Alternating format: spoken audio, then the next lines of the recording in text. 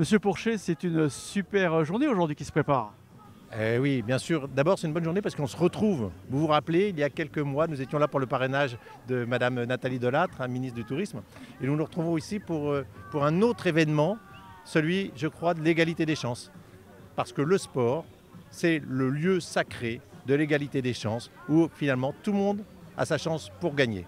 Alors, vous êtes l'un des responsables de l'Épide France. Est-ce qu'on a le même système dans tous les Épides? Alors, nous avons le même système dans tous les épides. Attention, il y a des ballons qui sautent de partout ici parce qu'il y a du sport. Et nous faisons du sport dans tous les épides. Par contre, à Bordeaux, le rugby est drôlement présent, bien plus qu'ailleurs. Il y a une raison quand même. Je pense qu'il y a un stade qui n'est pas très loin. Et puis ici, il y a des champions d'Europe en plus, mais qui étaient bien sûr des partenaires de l'Épide bien avant ce titre.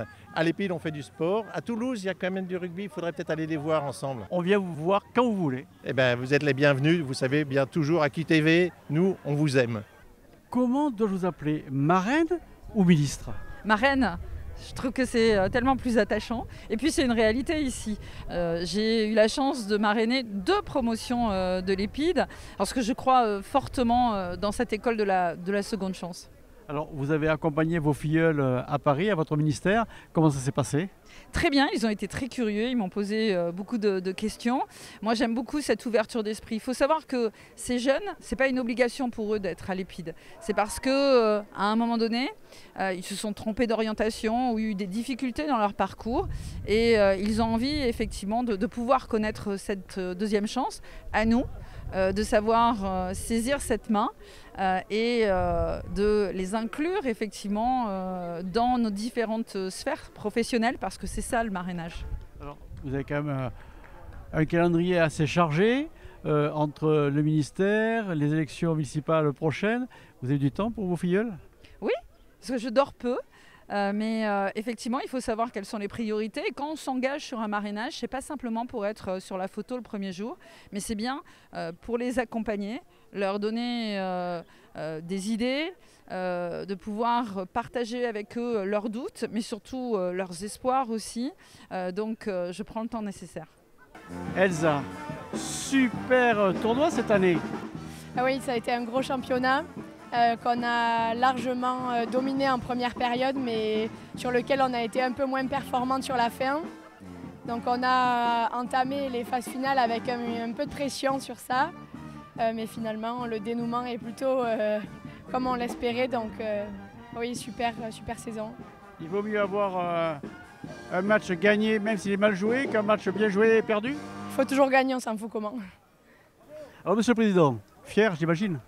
Très fier. Et d'ailleurs, ce n'était pas un match mal joué, c'est un match très bien joué, avec des difficultés parce qu'on a joué à 13 pendant 8 minutes. Donc très fier du résultat, très fier de 3 titres consécutifs. Et celui-là, il a vraiment fallu qu'elle s'arrache pour aller chercher la victoire. Jamais 304? On ne dit jamais 203, donc l'objectif est atteint. Maintenant 304, ouais, ça va être un objectif qui va être très très difficile à atteindre parce qu'on renouvelle un peu une partie de l'effectif. On va réorganiser un peu les choses, donc on veut repartir sur un cycle nouveau. Donc oui, on va donner l'objectif au moins d'atteindre le carré final. Vous serez de la partie, vous, l'année prochaine? Oui, toujours. Toujours Lyon. Et donc là, pronostic final une fois de plus? En tout cas, quand on a goûté à ça, on voit mal comment une saison pourrait se terminer autrement. Donc je pense que c'est dans la tête de tout le monde encore. Romain, c'est important d'être présent ici à l'Épide aujourd'hui? Pour moi, c'est pas la première fois que je viens, donc forcément c'est un moment toujours sympa de venir ici. Donc c'est bien de venir présenter les trophées, que ce soit nous ou les filles ici. C'est un moment sympa, surtout que c'est juste à côté de Chaban qui est notre maison, donc on est content d'être ici. Alors, équipe de France, UBB, qu'est-ce que vous préférez des deux?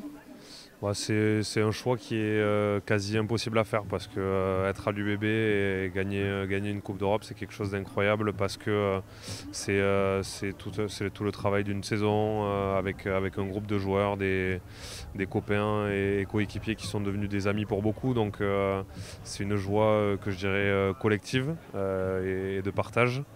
L'équipe de France, ça a plus été une fierté individuelle et l'aboutissement de travail individuel. Donc c'est deux choses complètement différentes et qui sont indissociables et c'est difficile de faire le choix entre les deux. Comment on peut imaginer la saison prochaine? La saison prochaine, on sait d'avance qu'on sera plus attendu que ce qu'on a pu l'être jusque-là parce que on aura un titre à défendre forcément.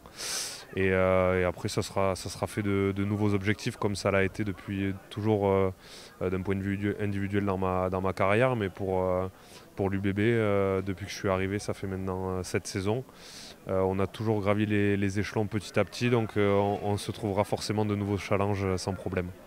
Et donc là, l'effectif, c'est le même qui est reconduit ou il y a des changements? Dans le rugby pro et le sport pro en général, il y a des changements et c'est malheureusement impossible d'y déroger. Donc forcément, il y aura des nouveaux joueurs, mais l'ossature quand même de l'équipe restera sensiblement la même. Donc on a l'habitude de ces changements et ça va continuer. Et vous, fidèle à l'UBB? Moi, au moins pour la saison prochaine, je sais que je serai à l'UBB. Ouais. Solène, pourquoi venir ici à l'Épide? Eh bien pour mettre en lumière cette belle initiative déjà de Romain, d'avoir fondé déjà ici l'Épide, c'est très important pour les jeunes. Et puis voilà, de les aider dans leur parcours professionnel. Alors vous les aidez dans quel sens? En leur donnant des contacts pour essayer de leur ouvrir les portes un maximum auprès de professionnels dans leurs branches respectives. Alors vous n'êtes pas venue toute seule, vous êtes venue avec la deuxième dauphine, vous pouvez nous la présenter? Oui, elle s'appelle Cassandra Lambert. Je vais la laisser justement se présenter parce qu'elle a beaucoup de choses à nous dire sur sa voie professionnelle justement. Alors Cassandra, qu'est-ce que vous avez à dire? Je suis très heureuse d'être venue accompagnée de mon comité et du coup de Solène, notre Miss Bordeaux aujourd'hui. C'est une très bonne opportunité de pouvoir participer au rugby inclusif qu'organise l'Épide tous les ans. Ça nous permet de rencontrer les jeunes volontaires du centre et de pouvoir partager tous ensemble des moments très conviviaux. Alors là vous êtes deuxième dauphine, vous pouvez vous représenter l'année prochaine? Je peux effectivement, si je le souhaite, me représenter. Et on verra. C'est temps pour parler. Alors, monsieur le délégué, qu'est-ce qu'on peut dire sur ces dames et sur l'Épide? Beaucoup de choses à dire sur ces dames. Ce sont de charmantes demoiselles avec un grand cœur et de belles ambitions. Et vraiment un engagement qui est sans faille pour moi en tout cas aujourd'hui. Et j'adore les accompagner ici à l'Épide. Et pour moi l'Épide c'est plus qu'une simple association. C'est une seconde chance ou même un beau tremplin pour les jeunes d'aujourd'hui et cette nouvelle génération qu'on a besoin. Prochaines élections? Élection Miss Bordeaux l'année prochaine, avec un changement de date, au mois d'octobre l'année prochaine. On y sera? Oui, avec grand plaisir même d'ailleurs, il y a intérêt. Claude Doriren, alors vous étiez le responsable des sports au ministère des Sports de Nouvelle-Aquitaine? Alors plus exactement, j'étais les 3 dernières années chargé de mission pour l'accompagnement des grands événements sportifs internationaux en Nouvelle-Aquitaine, donc Coupe du Monde de rugby 2023 et Jeux Olympiques 2024. Alors forcément, l'âge rattrape? L'âge rattrape puisque depuis le 1er mars je suis un heureux retraité, mais qui reste un retraité actif puisque je souhaite faire fructifier un petit peu le réseau que j'ai réussi à tisser pendant ma longue carrière pour en faire profiter tout un tas de personnes, que ce soit dans l'associatif, l'événementiel, le monde de l'entreprise, etc., etc. Concrètement, ça se passait comment? Alors concrètement, au travers d'une société en tant qu'entrepreneur qui s'appelle Mojae, More Than Just an Event, plus qu'un simple événement, l'idée c'est de créer des moments de rencontre, des moments d'échange où les chefs d'entreprise, les décideurs, les responsables d'associations vont pouvoir se rencontrer et éventuellement être accompagnés notamment sur l'utilisation des outils d'intelligence artificielle. Avec un ami avec lequel je m'associe pour faire plus et mieux dans leur activité. Alors, l'Épide, ici, une année de plus? Alors une année de plus, puisque j'ai eu la chance d'être invité l'année dernière et je remercie à nouveau Romain Bossard pour son invitation pour cet événement qui prend de l'ampleur, à la fois en qualité et en quantité. J'ai répondu présent et je me suis proposé aussi de venir à l'Épide faire des interventions pour éventuellement raconter mon parcours si ça peut intéresser les gens ou parler des nombreux métiers qu'il existe dans le sport, puisque le sport ça a été pratiquement toute ma vie. C'est important pour vous? Le sport? Le sport et être ici à l'Épide? Alors oui, parce que la transmission est importante. Moi je me suis toujours considéré comme beaucoup ici, comme un passeur, et pouvoir rendre à la vie tout ce qu'elle nous a donné. Cédric, drop de béton présent ici à l'Épide? Oui, c'est ça. Donc, mais depuis ce matin, l'objectif c'est de sensibiliser à travers la pratique du rugby fauteuil les jeunes. Donc ce matin, c'était les scolaires. Et puis cet après-midi, c'est un mélange des jeunes là, qui sont en l'épide, plus des jeunes de quartier prioritaire. Donc voilà, c'est les sensibiliser au handicap à travers une activité qui est sympa, qui est ludique. Et aussi prendre conscience que le handicap, ça peut être difficile. Parce que pousser un fauteuil toute la journée, mais aussi le voir sous un aspect aussi ludique, de jeu. Et voilà, pour se montrer aussi que le rugby fauteuil, c'est un sport qui est très sympa, où on peut se rentrer dedans, il y a du contact entre les fauteuils, c'est un sport collectif, on peut aller marquer, donc voilà, c'est ça aussi c'est ces deux versants qu'il faut montrer. Alors, en quelques mots, drop de béton, c'est quoi? Alors, drop de béton, c'est en quelques mots, donc c'est l'insertion sociale et professionnelle des publics en difficulté. Donc voilà, on intervient, là aujourd'hui c'est sur le rugby handicap, on intervient aussi sur le rugby citoyen. C'est l'intervention dans les quartiers, sous forme de pieds d'immeubles, à l'école, en milieu carcéral. On a aussi un programme sur la passerelle, donc en fait c'est tout ce qui est autour du rugby féminin et de l'égalité femmes-hommes. On a aussi donc, un développement donc, de l'essaimage pour voilà, développer les actions que l'on mène sur Bordeaux Métropole, sur d'autres endroits. On a aussi l'insertion professionnelle, donc avec des métiers autour de l'animation et du sport, avec des jeunes là, qui sont un peu en situation de... Ils se cherchent un petit peu et c'est aussi de les remobiliser par rapport à ces activités. Et aussi on organise des séjours donc l'été ou pendant les vacances. Alors que ça peut être de réussite éducative pour des jeunes qui sont ciblés et qui sont identifiés avec de l'accompagnement à la scolarité le matin et l'après-midi des activités de pleine nature. Et aussi voilà, des séjours pour les amener, les sortir de leur quartier. Donc une association ultra complète. Alors, quelle est votre action et partenariat avec l'Épide de Bordeaux? Alors l'Épide, en fait, ça fait déjà un petit moment qu'on travaille avec eux et c'est vraiment un partenariat qui est hyper sympa. Et puis, donc en fait, c'est sur les deux versants, sur l'insertion professionnelle. On a des échanges parce que nous, nos jeunes là, qui veulent s'orienter vers les métiers de l'animation et du sport, en fait, on était venus là en mars pour tester avec les jeunes, avec des publics, tester en fait des activités. Et donc nos jeunes qui sont en formation pour être futurs éducateurs sportifs se sont essayés sur des jeux et puis avec un public réel. Donc c'était vraiment sympa. Et après, on fait aussi de la sensibilisation à travers le handicap avec eux. Donc c'est aussi pour leur montrer, et comme aujourd'hui, c'est hyper sympa de pouvoir les mettre en fauteuil et puis ils se rendent compte que c'est une activité qui plaît. Donc, et puis ils ont la banane, donc c'est ça qui est bien. Laurent Guillemin, alors, toujours à l'Épide? Toujours à l'Épide. C'est sur le secteur, c'est une belle énergie, c'est des chouettes personnes. Franchement, impossible de ne pas être présent à ce type de rendez-vous. Qu'est-ce qui vous a un peu étonné aujourd'hui? Alors ce qui m'a épaté, plus qu'étonné, c'est l'énergie, le sourire, le nombre de personnes qui sont autour des épidiens, qui les soutiennent, qui les encouragent, qui transmettent, qui les aident pour le réseau. Enfin, moi je trouve que l'équipe de l'Épide fait un boulot extraordinaire pour fédérer des militaires, des civils, des politiques, des sportifs, du handisport, des ateliers, des petites joyeusetés à manger aussi, à boire, de la musique, des chefs d'entreprise, du tissu média. Enfin, moi je trouve ça top. Et on a même de la Miss Bordeaux, de la deuxième Dauphine. Là, franchement. Alors, aujourd'hui, donc vous êtes ici, vous êtes parrain d'une promotion. Que deviennent vos filleuls? Ils se régalent. Ils se forment et puis ils étaient même avec moi cette semaine, mardi, je les ai emmenés. On a pris un petit café à l'hôtel de ville de Bordeaux. Je leur ai fait visiter les salons de l'hôtel de ville de Bordeaux. Pour certains, ils n'étaient jamais venus, pour beaucoup, d'ailleurs je pense même pour tous. Je les ai emmenés dans les sous-sols, ça j'ai pas le droit de le dire. J'espère que personne ne regarde, personne n'entend. Je les ai emmenés dans les sous-sols de l'hôtel de ville pour leur montrer les coulisses de ce bâtiment qui a 250 ans cette année ou qui les a eu l'année dernière. Ensuite, on est allé regarder à quoi ressemblait un conseil municipal. On a fait la première heure ensemble.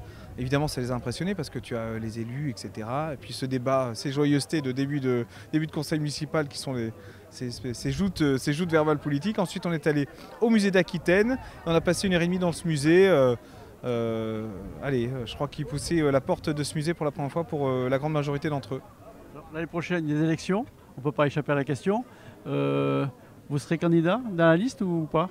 Est-ce que c'est en rapport avec la journée d'aujourd'hui? J'en sais Les rien. lunettes sont vertes. Oh, les lunettes sont vertes. Écoute, ce qui est hyper important pour moi, c'est de me rendre disponible pour le territoire. Si des personnes estiment que je suis nécessaire pour faire avancer des choses et des idées, des principes et des projets, oui, avec beaucoup de plaisir. Après, il ne faut pas oublier une chose, un élu, c'est un citoyen qui a été élu. Je mets modérément d'énergie à vouloir en faire un métier, voire une carrière. Après, c'est une très belle expérience. J'ai passé 5 ans, bientôt 6 dans ce mandat-là. Soit on renouvelle et j'espère que les urnes nous porteront chance sur les élections de 2026. Avec ou sans moi, nul n'est indispensable. Si les gens sont contents de mon boulot, eh ben, écoute, ils me ressolliciteront. S'ils le sont moins, ben, écoute, je laisserai ma place à quelqu'un d'autre. Je le vis très bien, je suis un grand garçon et j'ai beaucoup de chance. J'ai un très bon diplôme et je sais quoi faire de mes 10 doigts, ce qui n'est pas le cas de toutes les personnes qui font de la politique. Vous êtes réserviste, toujours un jour par semaine? Toujours un jour par semaine, réserviste des armées, juste à côté à un jet de pierre d'ici. Content? Toujours très content. Moi, je te le dis, j'ai beaucoup de chance. L'État et la France a toujours payé pour moi l'école, mes lunettes, ma santé, mon diplôme. J'ai un super diplôme d'ingénieur en énergie spécialisé en réduction de consommation d'eau et d'énergie dans les bâtiments sur les territoires. C'était une école publique, une école d'ingénieur public. Je suis donc, c'est normal, d'une certaine forme redevable un petit peu de ce que ce beau pays a fait pour moi et de la façon dont il m'a permis de me construire. J'en suis hyper fier. Donc maintenant, c'est normal que je mette de mon temps et mon énergie et de mes compétences acquises grâce à ce super pays et ces belles institutions au service du plus grand nombre. Monsieur le Président, la saison se termine bien. Oui, elle est pas terminée, mais disons que, en tout cas, on a déjà un titre en poche, et ça, en début de saison, on l'aurait peut-être pas parié. Alors, vous êtes ici un des membres de l'EPID. C'est important pour vous d'être ici? Ah oui, très important, parce que, pour tout vous dire, je n'étais jamais venu, et je n'avais pas encore rencontré les membres de l'EPID, mais j'en avais entendu parler beaucoup en bien. Et je me suis fait expliquer plus en détail le fonctionnement et je trouve ça absolument remarquable. Être parrain d'une promotion, c'est une chose qui vous intéresserait? Mais pourquoi pas, bien sûr, parce que vu la qualité de ce qui est fait, vu l'utilité de ce qui est fait, c'est le genre de mission que j'accepterais. Aujourd'hui, est-ce que l'UBB reçoit des volontaires de l'EPID déjà? Oui, les jours de match, nous avons ce que nous appelons des runners, qui sont ceux qui servent la bière autour des buvettes et pas dans les buvettes. Et Jean-Baptiste Macheneau me disait que ça se passait très bien. Alors, prochaine saison, comment vous la voyez, vous? Déjà, vraiment, on veut finir celle-là. Et on veut essayer de bien la finir, puisqu'on est en course pour le top 14, pour le Brennus. Mais on en a parlé avec Yannick Bru. La difficulté, c'est le risque de démobilisation, de déconcentration. Donc bien finir et essayer de démarrer l'autre le mieux possible, ce qui ne sera pas évident. Confiant? Oui, confiant, parce qu'on a un superbe groupe. Mais il y en a d'autres qui sont confiants et qui ont des superbes groupes. Ça y est, Romain, c'est fini? Oui, c'est fini et ça s'est très très bien terminé parce que c'était une réussite. On a fait rugby 2 encore mieux que rugby 1, c'était aussi l'objectif. Donc on est passé d'une journée à 3 journées. Plus de jeunes qui nous ont rejoints, puisque cette année on a décidé de faire participer des jeunes issus des quartiers prioritaires de la ville, les QPV. Et puis toujours un très très gros engagement des mêmes partenaires de l'année dernière, l'UBB, les Lions du Stade Bordelais, la sélection nationale de l'air et de l'espace, et puis Drop de béton. Et la conjonction sportive fait qu'on avait les 3 plus belles récompenses de titres nationaux. La sélection nationale de l'air et de l'espace qui fait championne de France militaire, les Lions qui font pour la 3e année consécutive championne de France de rugby féminin, et puis l'UBB championne d'Europe. Donc c'était vraiment la cerise sur le gâteau. Et pour le côté institutionnel, la présence de Nathalie Delattre, ministre, marraine de promotion, qui nous fait l'honneur et le plaisir d'être là. Et puis pour le côté sportif et reconnaissance, Laurent Marty, président de l'UBB, ici présent. Que du plaisir, que du bonheur, pas de blessures, et puis ma foi, un beau temps. Et la présence d'Akitélé parmi nous, donc royal. Comment on fait pour fédérer toutes ces personnes? Je pense que la mission est noble. À la base, c'est comment est-ce qu'on transforme, comment est-ce qu'on façonne, comment est-ce qu'on accompagne des jeunes qui sont volontaires. On n'est pas dans l'assistanat, on est dans la transmission, dans l'accompagnement, dans le pied à l'étrier pour des jeunes qui ont l'envie. Et je crois qu'aujourd'hui, la société, elle a envie de ça. On en a probablement un peu marre de l'assistanat, on peut se le dire.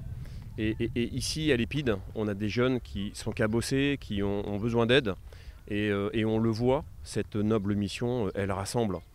Et c'est ça ce qui est magique. C'est les entreprises qui viennent, c'est des sportifs de haut niveau, c'est des élus de tous bords, parce que bien évidemment nous sommes un établissement public et on en est fiers. Et cette mission elle est noble. Et on parle de nous. On fait les choses probablement bien, avec un petit peu plus de 75% de taux de réussite en insertion positive, c'est ce que je disais tout à l'heure, ça veut dire des CDD et des CDI très clairement. Eh bien s'appeler, c'est du concret, c'est du factuel. Et un peu comme au rugby, on ne peut pas tricher. On ne peut pas tricher, donc on ne triche pas à l'Épide. Les 20 centres répartis sur le territoire national font un formidable boulot, Bordeaux aussi, et voilà comment les partenaires viennent. On pense déjà à l'édition numéro 3 ? Oui, on y pense. Je pense déjà dans quelques minutes où je vais pouvoir aller partager ce temps convivial avec mes équipes, avec les partenaires et les invités qui sont restés. Je vois Madame la ministre Nathalie Delattre qui est encore là. Elle discute avec la directrice générale du MEDEF. Et c'est aussi un moment très important. Voilà, c'est la décompression, c'est la satisfaction. C'est dans quelques minutes. Et puis Rugby Inclusif 3, on m'en parlait tout à l'heure. On me disait alors, monsieur le directeur, on va encore faire encore mieux. J'ai dit très probablement encore mieux pour nos jeunes et puis pour tout le monde. Merci Monsieur Bossard. Ainsi se termine notre petit reportage ici à l'Épide de Bordeaux. Moi je vous donne rendez-vous très prochainement sur Guy Télé. D'ici là, portez-vous bien.